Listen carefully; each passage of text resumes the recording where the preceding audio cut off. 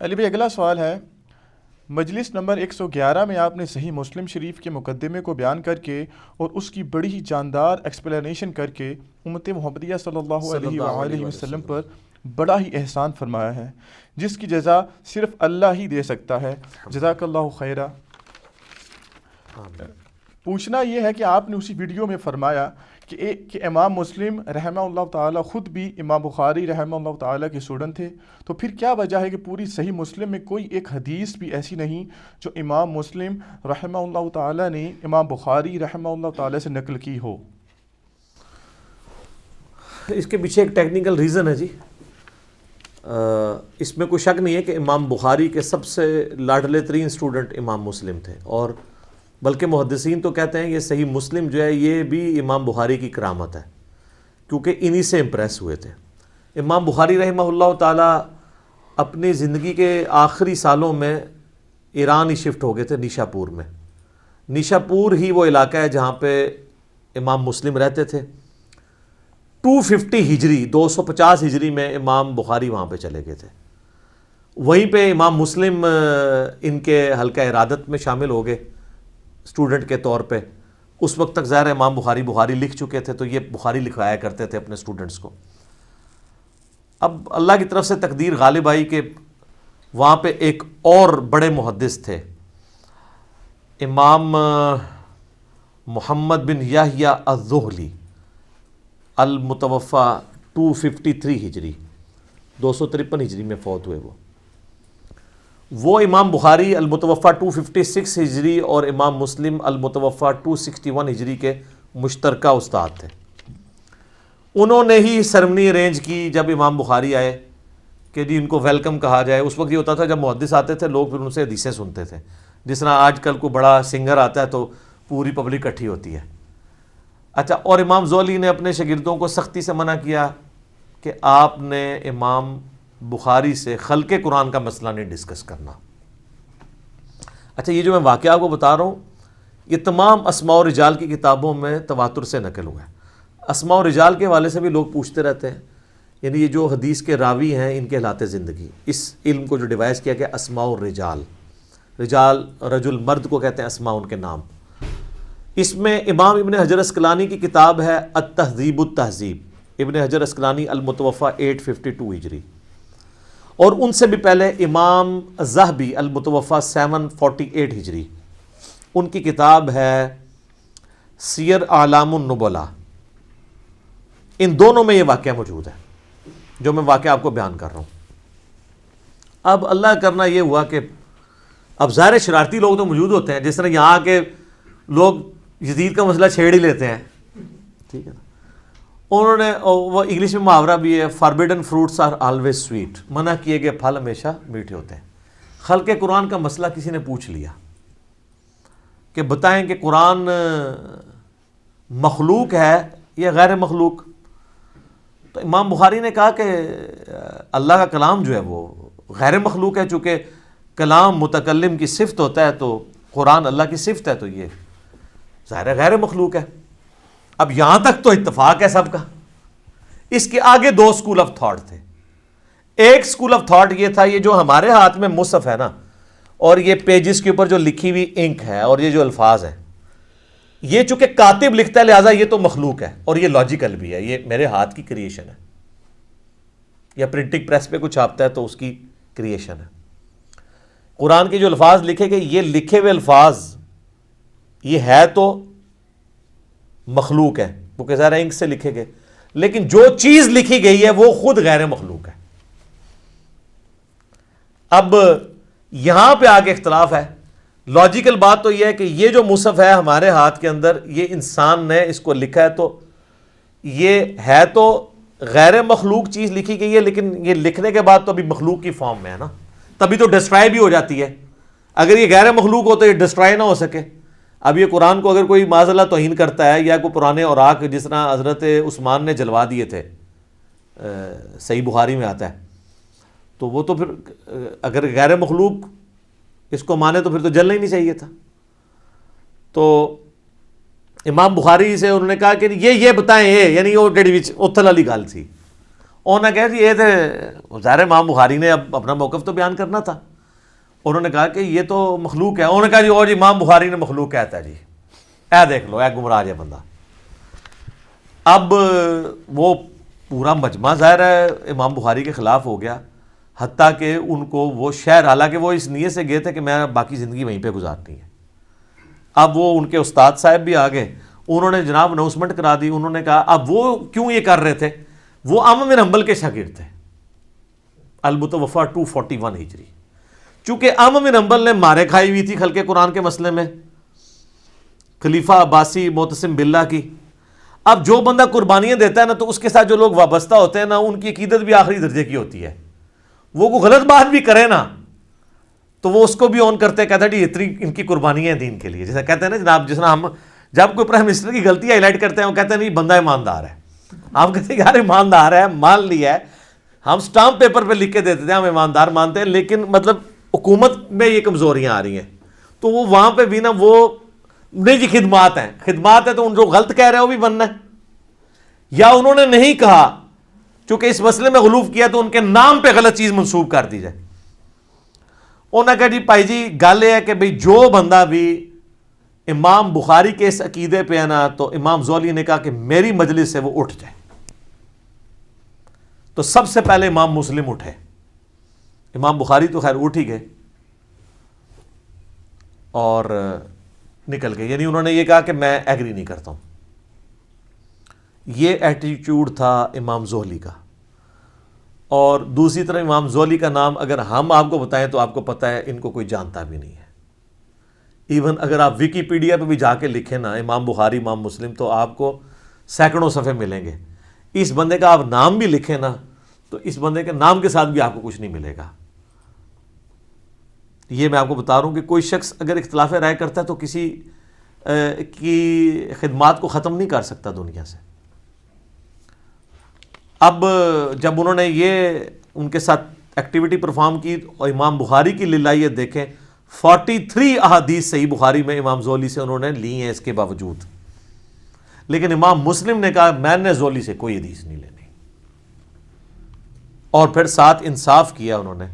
امام بخاری سے کہا کہ آپ میرے استاد ہیں, وہ بھی میرے استاد ہیں, میرا انصاف یہ کہ میں نے زولی سے تو کوئی حدیث نہیں لینی, آپ سے بھی کوئی نہیں لوں گا, تاکہ بیلنس ہو جائے.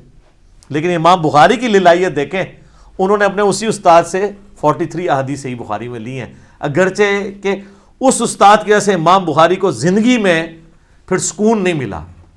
یہاں سے بخارا گئے تو پھر وہاں پہ بھی پہنچ گئے وہ لوگ, انہوں نے کہا کہ یہ تو گمراہ ہو گیا ہے, اور جس طرف جاتے تھے نا وہ کہتے تھے آپ نے ہمارے شہر میں نہیں آنا, آپ تو بدعقیدہ ہو چکے ہیں. حتیٰ کہ امام بخاری نے پھر دعا کی کہ اللہ اگر میری زندگی میں اب کوئی خیر باقی نہیں ہے تو مجھے اب تو دنیا سے اٹھا لے. حالانکہ بخاری مسلم میں حدیث ہے کہ کوئی موت کی دعا نہ کرے. وہ موت کی دعا اس طرح کی کہ موت مانگنا حرام ہے, لیکن اس طرح اگر کوئی دعا کرتا ہے نا کہ اللہ اب کوئی خیر باقی نہیں ہے تو مجھے عزت کے ساتھ موت دے دے, یہ بالکل جائز ہے. تو اپنی زندگی میں انہوں نے برا وقت دیکھا ہے, اپنے آخری, یعنی جیسے پنجابی کہتے ہیں نا خیر چنگی نہیں ہوئی, لیکن سر دنیا آج بخاری بخاری کرتی ہے. زولی کو کوئی جانتا بھی نہیں ہے. زولی کا ذکر اسی طریقے سے ہوتا ہے کہ یار یہ بخاری کا ایک استاد تھا, اس نے ان کو مجلس سے نکالا تھا. بہرحال اس شر میں سے خیر یہ نکلا کہ امام مسلم نے انڈیپینڈنٹ سند سے نبی علیہ السلام سے احادیث لی, ورنہ انہوں نے اکثر احادیث بخاری سے ہی لے لینی تھی. جیسے کہ امام بخاری کے شاگرد ہیں امام ابن خزیمہ, اس کے بعد ان کے آگے سے شاگرد ہیں امام ابن حبان. اب ابن خزیمہ اگر حدیثیں لے کے آتے ہیں تو بخاری سے لے کے آتے ہیں, تو آپ کو مسلم شریف میں کئی حدیثیں امام بخاری سے ملنی تھی. پھر تو لوگوں نے کہنا تھا یہ تو چین تو وہی ہے, بتانے والا تو بیچ میں امام بخاری ہے. لیکن آج یہ ہے کہ الحمدللہ امام مسلم کی اپنی سند نبی علیہ السلام تک جاتی ہے الگ سے, جس میں بخاری نہیں آتے, اور بخاری کی الگ سے جاتی ہے جس میں امام مسلم تو ظاہر نہیں آئیں گے, وہ اسٹوڈنٹ ہیں. اس کے باوجود آلموسٹ 50% احادیث دونوں میں کامن ہے. 1906 احادیث بخاری مسلم میں کامن ہے, جو الگ سے عرب سکالر نے کتاب لکھی ہے اللؤلؤ والمرجان, جو قرآن میں ہے نا 2 موتی ہیں, تو انہوں نے کہا ایک موتی بخاری ایک مسلم, وہ ایک جگہ جمع کر دی انہوں نے. اردو میں بھی اس کی ٹرانسلیشن ہو کے آ چکی ہے, اور ویسے اگر آپ کنٹینیوس نمبرنگ دیکھیں تو بخاری میں 7563 احادیث ہیں اور مسلم میں بھی 7563 ہیں. یہ انہوں نے آنر کیا, دونوں کی نمبرنگ اس طرح ایڈجسٹ کی برابر ہے. اور اس میں تکرار اگر نکال دینا جو ریپیٹیشن ہے تو بخاری میں آلموسٹ 4000 ہیں, مسلم میں بھی 4000 ہیں, تو 4000 ہیں اور دونوں میں کامن آلموسٹ 1906. 50% احادیث آلموسٹ کامن ہے. تو قرآن میں بھی آیا نا معاملے کے لیے 2 گواہوں کی ضرورت ہے, تو اللہ تعالیٰ نے 2 گواہ دے دیا انڈیپینڈنٹ سورس ہے. یہ اس شر میں سے خیر نکلا ہے, اللہ کی خفیہ تدبیر تھی, یہ ہونا تھا. بہرحال اس سے کئی ایک چیزیں آپ کو پتہ چلی کہ امام بخاری کتنے اعلیٰ اخلاق کے مالک تھے کہ اسی استاد سے حدیثیں لیں. امام مسلم کتنی احتیاط کرنے والے تھے کہ انہوں نے کہا میں نے اگر ایک استاد سے اختلاف کیا, دوسرے سے ایک مسئلے میں اختلاف ہوا ہے نا, انہوں نے اس استاد کو 0 سے ملٹیپلائی نہیں کیا, عزت اسی کی عزت کی وجہ سے بخاری سے بھی حدیثیں نہیں لی. یہ نہیں کہا کہ گمراہ کہہ دیا. اعلیٰ ظرفی کا مظاہرہ کیا امام بخاری نے, امام مسلم نے بھی. اور الحمدللہ آج ہمارے پاس دونوں ذخیرے احادیث موجود ہیں, اور اللہ تعالیٰ کی یہ نعمت ہے. آپ دیکھ لیں, نہ یہ صحابہ ہیں, نہ یہ تابعین ہیں, یہ نہ تبع تابعین ہیں. امام بخاری, امام مسلم تبع تابعین میں سے آتے ہیں. لیکن اللہ نے عزت شہرت ایسی دی ہے کہ دنیا کا ہر مسلمان, ایٹ لیسٹ سنی مسلمان, دنیا میں 80% زیادہ سنی ہے, ایون شیعہ بھی جانتے ہیں کہ یہ کتاب ہے. قرآن کے بعد افضل ترین 2 کتابیں بخاری اور مسلم ہیں. اور یہ چیز ہے کہ آپ اپنی لیگیسی چھوڑ سکتے ہیں. آپ صحابی نہیں بھی ہیں, اگر آپ دین کے لیے تڑپ شو کرتے ہیں, اللہ تعالیٰ آپ کو اٹھا سکتا ہے. اور آج دیکھیں ان کا نام زندہ ہے. اس واقعے کی کلیریفیکیشن اس لیے بھی ضروری میں سمجھتا تھا, اس لیے میں نے یہ سوال انٹرٹین کیا. یہ سوال مختلف فارم میں ہمارے پاس آیا ہے.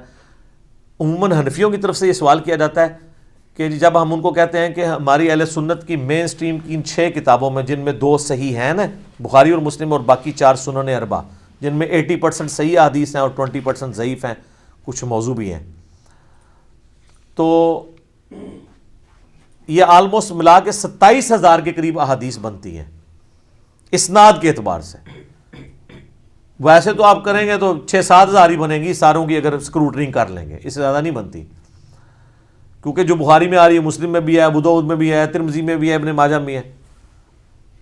کسی ایک حدیث میں بھی امام بخاری, امام مسلم ہو, امام ترمذی ہو, ابو داؤد ہو, نسائی ہو, ابن ماجہ ہو, انہوں نے امام حنیفہ سے کوئی حدیث نہیں لی ہے.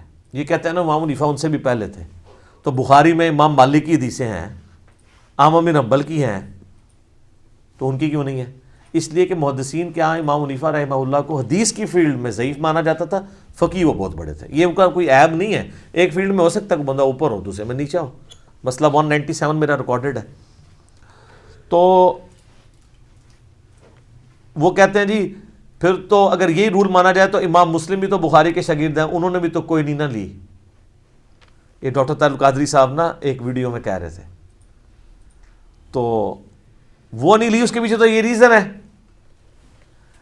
کہ انہوں نے اس وجہ سے نہیں لی ہے. یہ نہیں ہے کہ وہ امام بخاری کو گمراہ سمجھتے تھے یا امام بخاری کو ضعیف سمجھتے تھے, ایسا تو نہیں تھا. اچھا, پھر انہوں نے خود اس میں تھوڑا سا اس حوالے سے بھی کلیئر کیا کہ جی وہ اصل میں امام بخاری کا موقف یہ ہے کہ جس کا عقیدہ جو ہے نا وہ یہ ہے نا کہ ایمان کم اور زیادہ نہیں ہوتا, تو امام بخاری اس عقیدے کو غلط سمجھتے تھے. احادیث کی روشنی سے بھی ظاہر ہے یہ غلط ہے, ایمان کم زیادہ ہوتا ہے. تو اس لیے امام بخاری ان کے عقیدے کو صحیح نہیں سمجھتے تھے امام حنیفہ کے, اس لیے ان سے حدیث نہیں لی ہے. یہ اب ان کو بات پتہ ہے, انہوں نے بیان بھی کی. اور ساتھ اینالوجی یہ بنائی کہ امام بخاری سے بھی تو مسلم نے بھی تو کوئی نہ لی, اور پیچھے یہ ریزن تھی. یہ دونوں ریزنوں میں زمین آسمان کا فرق ہے. وہاں پہ وہ عقیدے کی کو غلط سمجھتے ہوئے, اور یہاں 2 استادوں کے اختلاف میں پارٹی نہ بنتے ہوئے انہوں نے یہ کیا ہے. یہ 2 چیزوں کو مکس نہیں کرنا چاہیے. اور میں یہاں پہ یہ بھی کلیئر کر دوں, وہ کہتے ہیں جی وہ امام مسلم کو 3 لاکھ حدیثیں یاد تھیں, تو اس میں تو صرف انہوں نے لیے 7563, اور تکرار بھی ختم کریں تو 4000 ہے. تکرار ختم کر کے کنٹینیوس نمبرنگ کو توڑ کے فواد عبد الباقی نے ایک دوسری نمبرنگ بھی کی ہے جس میں 3033 حدیثیں ہیں. یعنی ایک صحابی سے اگر ایک حدیث ہے اور دوسرے سے بھی اسی سے ملتے جلتے ہیں تو ان 5-6 جس نے پہلی 6 حدیثیں صرف یہی ہیں کہ جس نے میری طرف جھوٹ منسوب کیا اپنا مقام دوزخ میں دیکھ لے، اس نمبرنگ میں اس کو ایک ہی نمبر دیا انہوں نے. حضرت علی سے بھی ہے، حضرت ابو ہریرہ سے بھی، حضرت انس بن مالک سے بھی، حضرت مغیرہ بن شعبہ سے بھی، حضرت جابر بن عبداللہ سے بھی، حضرت جو ہے وہ عبداللہ ابن عباس سے بھی. لیکن کانٹینیوس نمبرنگ میں یہ 6 نمبر چلیں گے. ڈسکنٹینیوس میں جو فواد عبد الباقی نے کی ہے وہ انہوں نے اس کو ایک ہی نمبر دیا ہے. اس وجہ سے وہ نمبرنگ کا اختلاف. اسلام 360 میں ہم نے بہرحال کانٹینیوس نمبرنگ ڈلوا دی ہوئی ہے بہت پہلے ہی، میں نے کہا کہ تاکہ آسانی ہو جائے.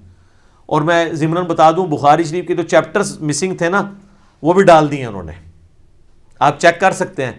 اب رمضان آنے والا ہے نا تو آپ نے جا کے بخاری شریف میں نے بتایا تھا 692 نمبر حدیث کی ہیڈنگ میں امام بخاری نے لکھا ہے کہ سیدہ عائشہ کا غلام تھا زکوان جو مصحف ہاتھ میں پکڑ کے انہیں قیام اللیل کرواتا تھا، اور اس کی پوری سند جو ہے وہ سنن الکبریٰ البیہقی میں اور مصنف عبدالرزاق میں ہے. تو پہلے جب میں بتاتا تھا اسلام 360 میں 692 کی ہیڈنگ میں جائیں گے، ہیڈنگ میں غائب تھا، وہ ہیڈنگ انہوں نے ڈالی نہیں تھی، وہ اب ٹائپ کر کے ڈلوا دیا انہوں نے. یہ مسئلہ حل ہو گیا. میری زید بھائی سے پچھلے ویک بات ہوئی تھی، میں نے ان کو کہا یہ مسئلہ بنا ہے تو کہتے ہیں میں نے کروا دیا ہوا ہے، کیونکہ لوگ اس کو نیگیٹیولی دیکھ رہے تھے کہ انہوں نے بخاری میں سے چیزیں نکال دی ہیں. تو میں نے کہا وہ کسی درجے تک ٹھیک ہی دیکھ رہے تھے، آپ نے کیوں نکالی ہیں اس طرح؟ اگرچہ آپ نے، وہ کہتے ہیں میں تو ہیڈنگ سمجھ رہا تھا چونکہ اس کی نمبرنگ نہیں تھی، لیکن میں نے کہا امام بخاری کا فہم ہے وہ تو آپ نے بتانا ہے. تو یہ کہتے ہیں 3 لاکھ حدیثیں، وہ 3 لاکھ اسناد ہیں یار. قرآن کی آیات آلموسٹ 6,500 ہیں، 6,666 نہیں ہے سر، وہ بھی کہانی جائے نا. تو حدیثیں کیسے 3 لاکھ 6 لاکھ ہو سکتی ہیں نبی علیہ السلام کی زندگی میں؟ آپ کی عمر نو تھی کہ آپ نے 6 لاکھ حدیثیں بیان کرنی تھی؟ ٹوٹل احادیث جو ہے نا نبی علیہ السلام کی 10,000 سے زیادہ نہیں ہے. ساری کتابوں کی بھی جمع کر لیں. ویسے تو آپ کہیں گے 27,000 تو ادھر پڑھی ہوئی ہیں اور مشکات کی بھی 6,000 ڈال لیں، تو مشکات میں بھی اسی میں سے ہی ہے نا. اگر یہ حدیث ہے کہ میری طرف جھوٹ منسوب کیا تو اپنا مقام دوزخ میں دیکھ لو، تو یہ بخاری میں بھی ہے، مسلم میں بھی ہے، ابو داؤد میں بھی ہے، ترمذی میں بھی ہے، نسائی میں بھی ہے، ابن ماجہ میں بھی ہے، اور مشکات میں بھی ہے. مشکات تو خیر اسی کے نوٹس ہیں. 7 جگہ پہ ایک حدیث ہے تو اس کو 7 دفعہ تو نہیں گنا جائے گا، 1 دفعہ. اور اس ایک حدیث کے بھی امام بخاری کئی ایک طرق لے کے آئے ہیں بخاری میں، اور ہر ایک کو علیحدہ نمبر دیا گیا بعد میں. امام بخاری مسلم نے تو نمبرنگ نہیں کی تھی، نمبرنگ تو ابھی 40-50 سال پہلے ہوئی ہے اسٹینڈرڈائز، تاکہ آسانی کے ساتھ ڈھونڈا جا سکے. تو اب وہ آپ یہ کہیں گے کہ جناب یہ 7 حدیثیں ہوگی، 1 ہے. اس کو آپ یوں سمجھیں کہ ایک صحابی نے نبی علیہ السلام سے حدیث سنی، اس نے 10 تابعین کو سکھائی. حدیث 1 اسناد 10، ہر تابعی نے 10 تبع تابعین کو سنائی. ایک حدیث 100 اسناد. اور امام بخاری امام مسلم تو آ رہے ہیں تبع تابعین میں، وہاں پہنچتے ہوئے ایک ایک حدیث کی 1000 اسناد ہیں. اگر ایک صحابی بھی ہو اور اگر کئی صحابہ ہوں تو لاکھوں میں اسناد جائیں گی. انما الاعمال بالنیات کی 700 اسناد ہیں، حدیث تو ایک ہے. کہتے ہیں جی وہ لکھاں حدیثاں سنتے، انہوں نے نا تھوڑی جی وہ جڑیاں نہیں لئیاں نا ساڑیاں سر، وہ ہے ہی نہیں سنتے. اچھا دیکھیں جو چیز سامنے موجود ہے اس کو تو نہیں ماننا، جو انہوں نے نہیں لی وہ ماننی. وہ تسی لے ہی نہیں مندے پہ ہو، تو جو انہوں نے نہیں لی ہوئی ہے وہ تو آپ نے ماننی نہیں تھی.